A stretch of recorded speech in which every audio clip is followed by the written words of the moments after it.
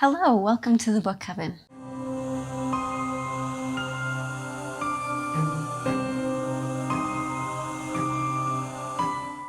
My name's Chelsea, and we are in February now, and our theme for February is Mad Love because of Valentine's Day. We do have two really good books this month for that theme. We have Invisible Girl by Lisa Jewell, and we have The Echo Wife, which they're both really involved in that theme. So you can go to our Instagram to hear descriptions on those, but right now I'm going to give a little review on My Dark Vanessa by Kate Elizabeth Russell. So this book falls under the Mad Love category because it's like a girl and her teacher who are in love.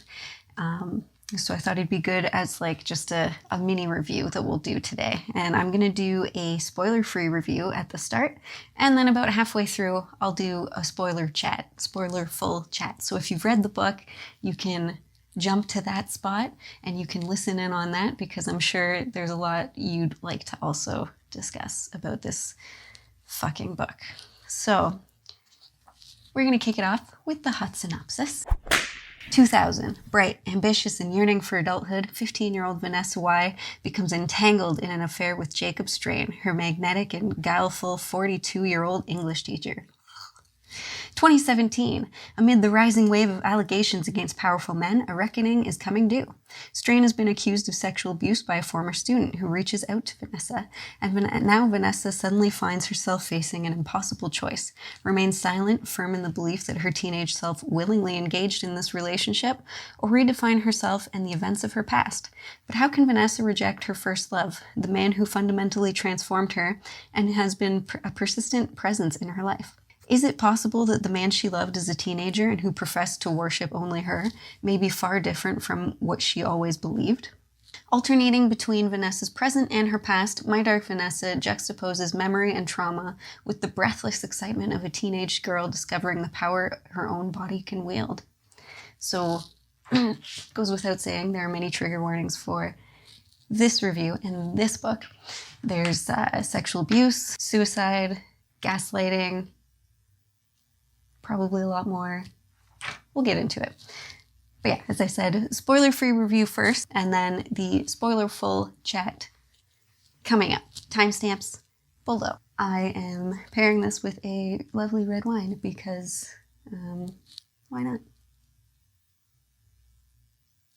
This book was amazing. It was so hard to put down, yet also so hard to read, just in the fact that it was hard to get through all of the things that were happening to Vanessa, all of the things that Vanessa was doing.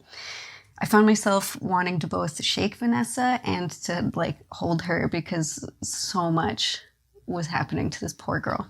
This is a fantastic read for kind of a new perspective on sexual abuse and minor and adult relationships. Normally we see the one side, and I think that was the point of the book. Normally we see the one side. It's the teacher who's abused this girl and she's coming forward about it. So like in the 2017 portion of the book, there's those girls coming forward and trying to get Vanessa to also come forward. So we always see that perspective where it's the girls who've accepted, I was abused, I'm coming forward, this is what he did to me.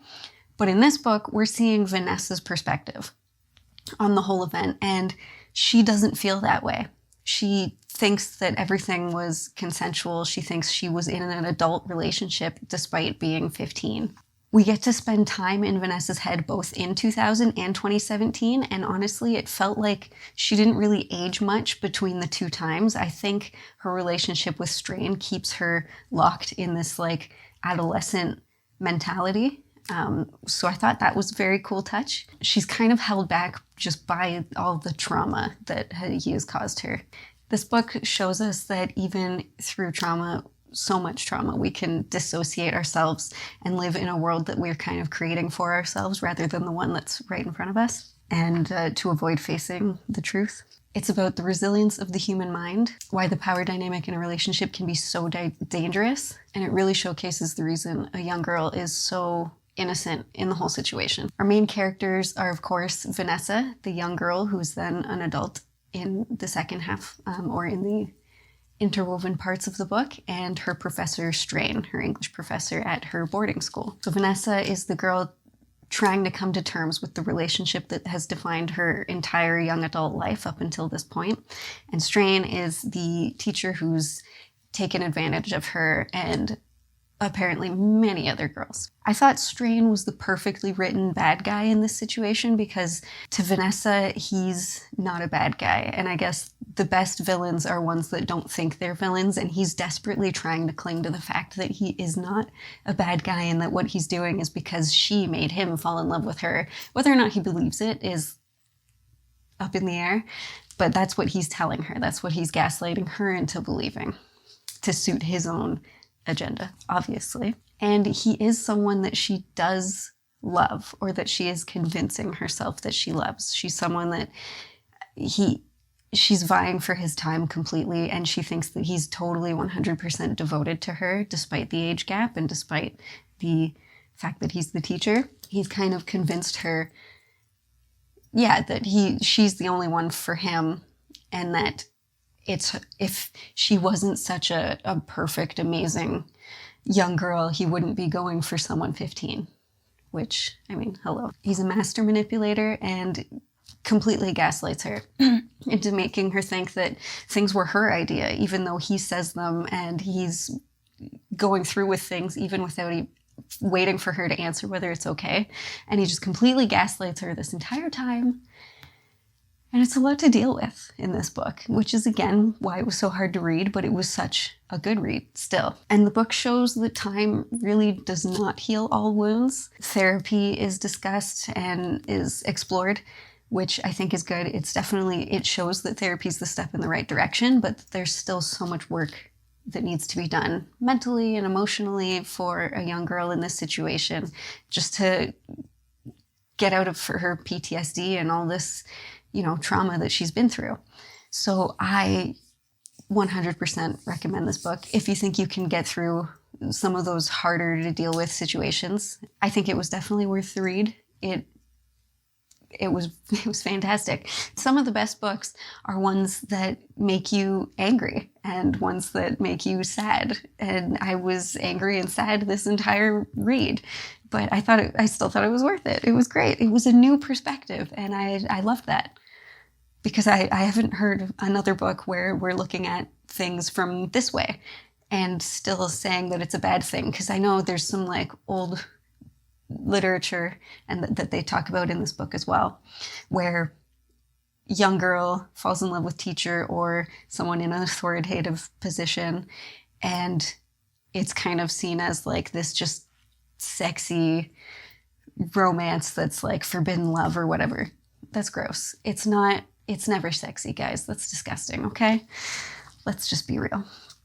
But yeah, highly recommend. So if you haven't read it, you should check it out if you think you can get through with these themes here. And it's definitely the perfect book for Mad Love, February, Valentine's Day, I guess. I feel like having a really fucked up Valentine's Day, and who doesn't? So that's it for the spoiler-free review. Go check it out. Maybe don't. But when you check it out, come back for your spoiler-filled review, which begins...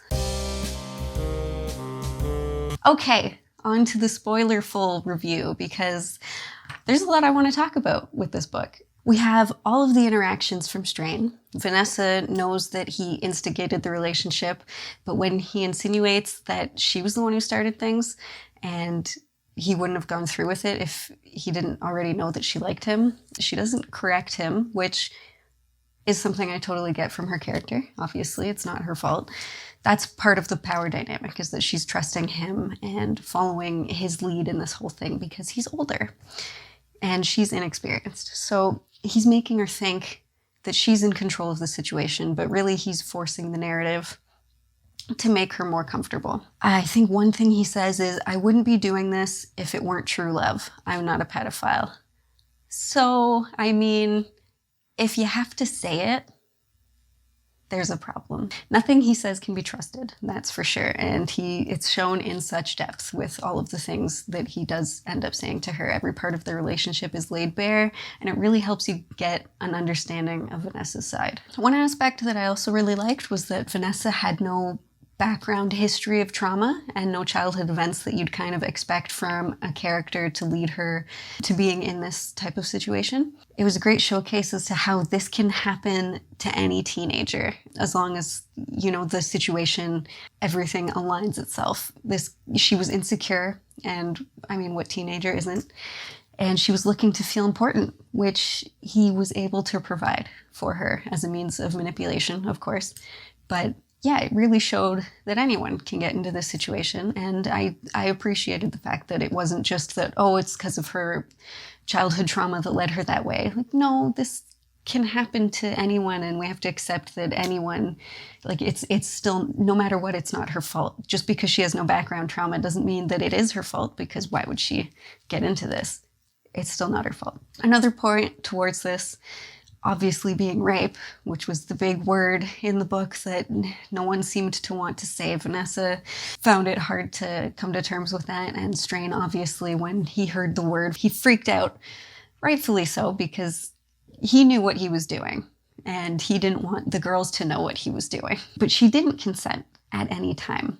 He would just ask if things were okay as he was already doing them. And he wouldn't wait for a reply, and she wouldn't say no, but that doesn't, and even if she said yes, she ended up dissociating and having dissociative experiences where she'd picture a river or lake and herself being consumed by water, or herself fleeing to the living room and her petting the cat, like, instead of what was actually going on. And of course, she's younger. She doesn't understand that this is like how we live through traumatic events, is becoming outside of ourselves. So she never actually was with him during those times. And that's really sad, because she thought that, it was consensual because that's what he told me. That made it hard.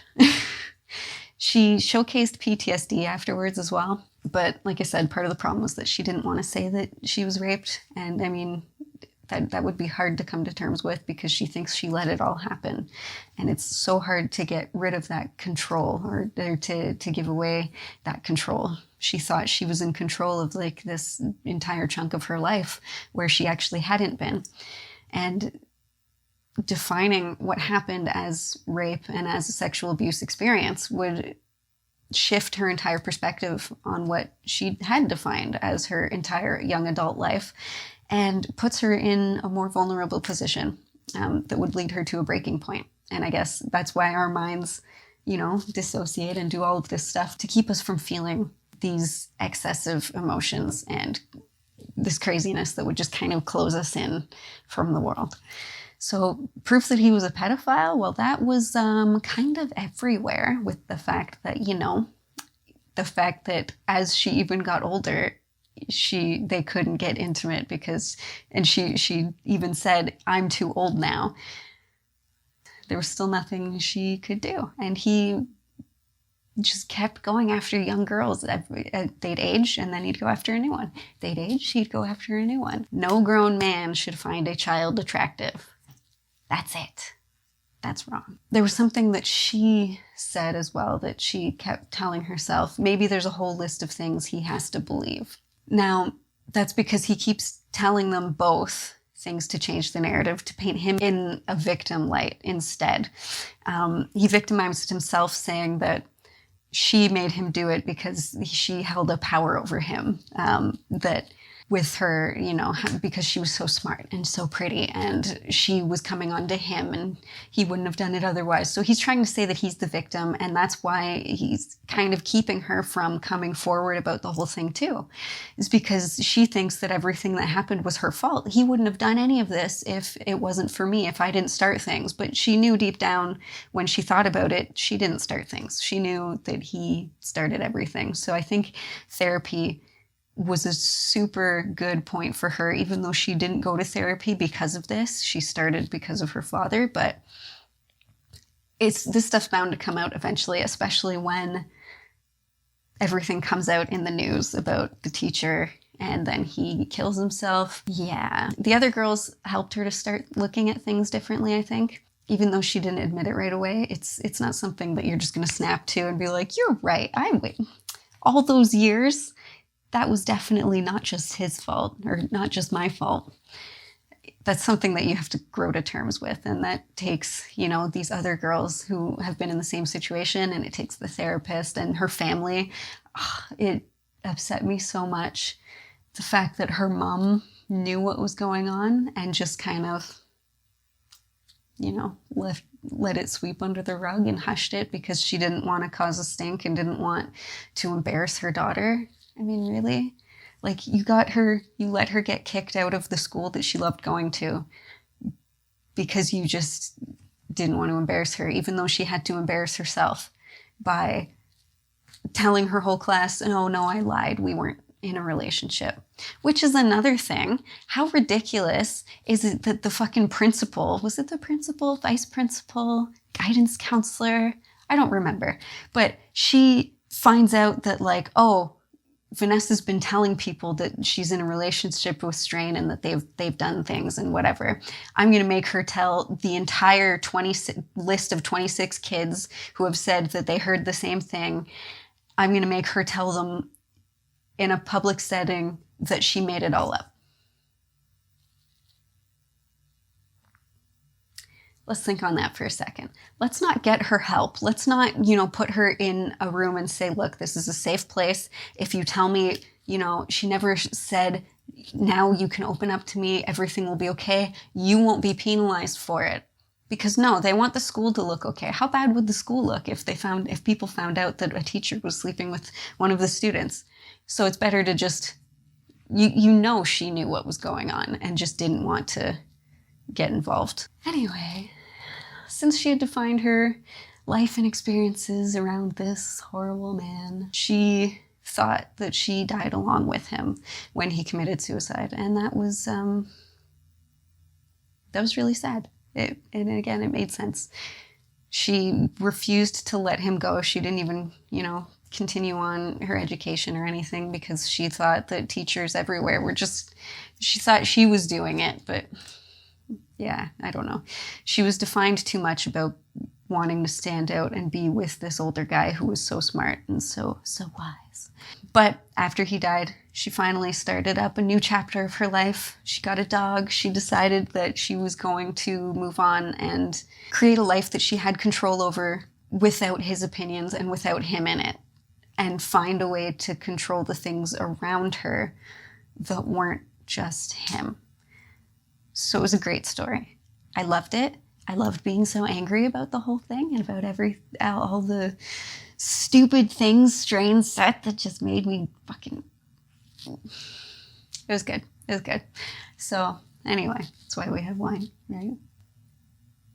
So that was my Dark Vanessa. I hope you enjoyed my spoiler-free and then spoiler-full versions of this review.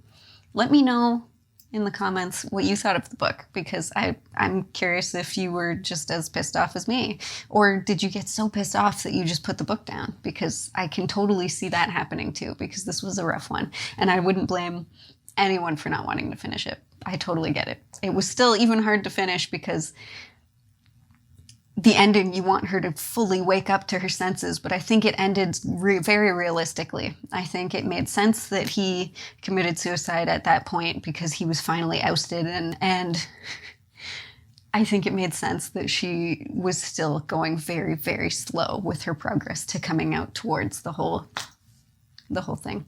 So I liked it. Good read. How many stars? 5 stars. Perfect read. Good book. Good book. So keep with us for February because we have more mad love, which means more rage.